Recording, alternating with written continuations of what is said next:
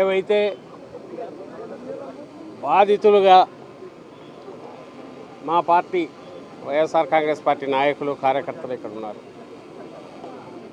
వీటన్నిటికీ ప్రత్యక్ష సాక్షులుగా మీడియా మిత్రులు మీరున్నారు. మీరే చూశారు నిన్నటి నుంచి జరిగినది. మొన్న సాయంత్రం నుంచి ఇంకా చెప్పాలంటే నిన్న రాత్రి బహుశా మీరు ఊహించుండరు, ఎవరము ఊహించాల. ఒక స్టేట్ అంటే రాష్ట్ర ప్రభుత్వం నేరుగా ప్రభుత్వాధినేత తానే కూర్చొని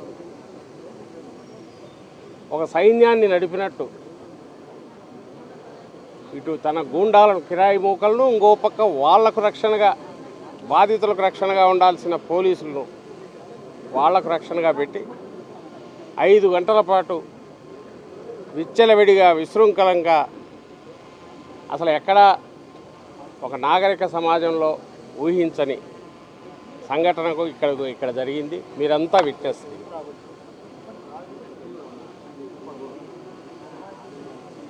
ఆ తర్వాత కూడా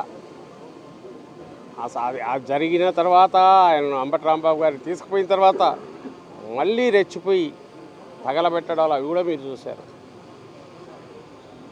ఒక్కసారి ఆలోచించండి, మీరు ఆలోచించండి. మీ ద్వారా ప్రజలకు మెసేజ్ పంపదలుచుకున్నాం, రాష్ట్ర ప్రజలకు, అలాగే దేశవ్యాప్తంగా ఉన్న ఆలోచించగలిగిన వాళ్లకు.